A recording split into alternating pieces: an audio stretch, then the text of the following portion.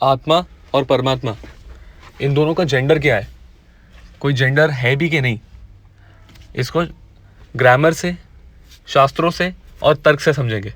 सबसे पहले ग्रामर से। हम कभी भी ये नहीं कहते कि जीवात्मा आ रहा है या जीवात्मा जा रहा है।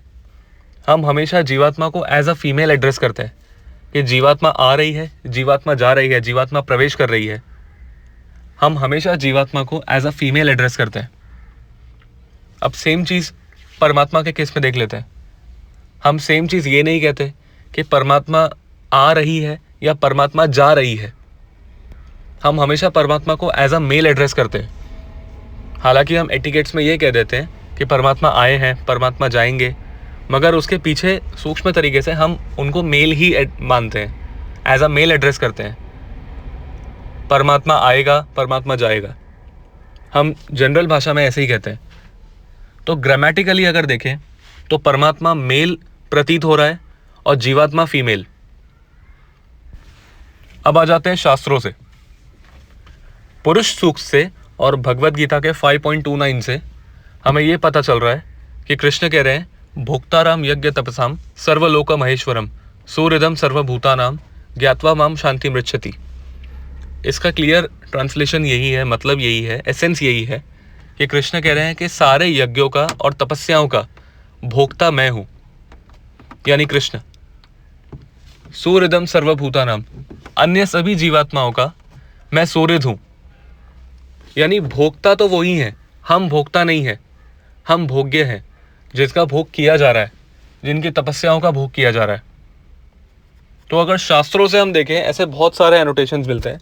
शास्त्रों से हम देखें तो पुरुष केवल विष्णु तत्व है, केवल ईश्वर है, और बाकी सारे अन्य, चाहे वो प्रकृति हो चाहे जीव हो, वो सब फीमेल है, वो सब प्रकृति है।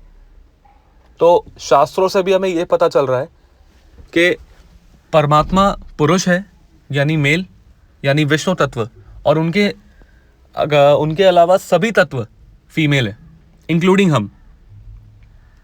और लक्ष्मी माता भी, और दुर्गा माता भी, जो कि भौतिक प्रकृति है, लक्ष्मी माता जो कि आध्यात्मिक प्रकृति है, और हम जो कि तटस्थ है, यानी बीच की मार्जिनल पोटेंसी, हम सभी फीमेल एस्पेक्ट्स हैं। शास्त्रों से भी यही पता चल रहा है। अब आ जाता है तर्क पे।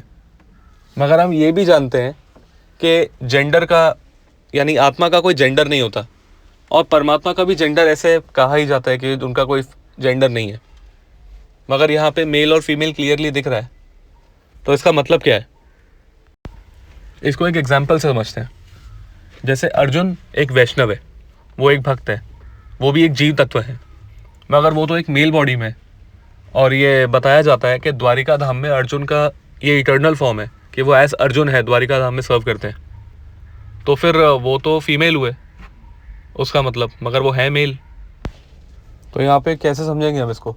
बायोलॉजिकली अर्जुन मेल है, और वैसे शास्त्रों से और ग्रामर से देखें तो वो फीमेल है। तो ऐसा अब चलेगा कैसे? और सेम चीज़ भगवान विष्णु के केस में भी एक एग्जाम्पल मिलता है, मोहिनी अवतार। अब वो है एक फीमेल बॉडी, मगर है विष्णु का अवतार, तो पुरुष होना चाहिए, मगर है फीमेल। तो यहाँ पे भी अचिंत्य भेद लागू हो जाता है। आपको सबसे पहले ये समझना पड़ेगा कि फीमेल अलग है, फेमिनाइन अलग है, मेल अलग है, और मैस्कुलाइन अलग है। भगवान विष्णु एक मैस्कुलाइन एनर्जी है, और एक्चुअली अगर स्पेसिफिकली देखें तो वो एनर्जेटिक है, एनर्जी भी नहीं है। एनर्जेटिक यानी जो एनर्जी को पोजेस करता है, जो उसका ओनर है, जो उसे कंट्रोल कर सकता है, और जो करता भी है। और एनर्जी वो जिसे कंट्रोल किया जा रहा है। तो मोहिनी अवतार के केस में ऐसा है कि भगवान विष्णु फीमेल होते हुए भी मैस्कुलाइन है। भले ही वो फीमेल बॉडी धारण कर ले, मगर बाय नेचर वो मैस्कुलाइन है। और अर्जुन भले ही वो एक मेल बॉडी धारण कर ले लीलाओं के लिए, मगर बाय नेचर वो फेमिनाइन है। अगेन इसका मतलब ये नहीं है कि आत्मा का जेंडर फीमेल है या भगवान विष्णु का जेंडर मेल है। यहाँ पे फेमिनाइन और मैस्कुलाइन की बात हो रही है। आपको समझना पड़ेगा, मेल और फीमेल अलग है, मैस्कुलाइन फेमिनाइन अलग है, ये दोनों अलग अलग चीज़ें हैं। भगवान विष्णु अगर कोई फीमेल बॉडी का अवतार ले भी लें तब भी वो मैस्कुलाइन ही रहेंगे अंडर एनी सर्कमस्टेंसेस, क्योंकि बाय नेचर वो मैस्कुलाइन है। और हम जीवात्माएं कोई मेल बॉडी भी धारण कर लें तब भी बाय नेचर हम फीमेल कहलाएंगी। अब इसका हमें क्लियरली मतलब मिलता है शास्त्रों से भी, ग्रामर से और तर्क से इसका समन्वय करते हैं हम।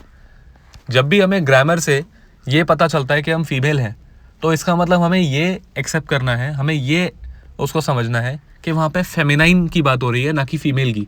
क्योंकि मेल तो अर्जुन था, हमें दिख रहा है, हम में से बहुत सारे मेल्स हैं, तो यहाँ पे हमें फेमिनाइन लेना है। और क्योंकि ग्रामर की कुछ लिमिटेशंस होती है, ग्रामर सब कुछ एक्सप्लेन नहीं कर सकता, वो बहुत जगह सिर्फ इंडिकेट ही कर सकता है। अब जहाँ जहाँ पे मोहिनी के लिए फीमेल की बात हो रही है, वहाँ पे ये समझना है हमें कि वहाँ पे वो पुरुष ही है, फीमेल होते हुए भी। अब शास्त्रों में भी हमें ये दिख रहा है लॉजिक, तो हमें यही एक्सेप्ट करना है। इसीलिए संस्कृत के वर्ड जाना बहुत मैटर करते हैं।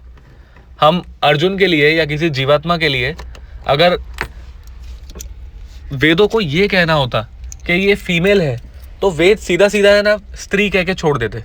मगर वेदों ने और शास्त्रों में है ना प्रकृति वर्ड का यूज़ किया गया है और पुरुष वर्ड का यूज़ किया गया है।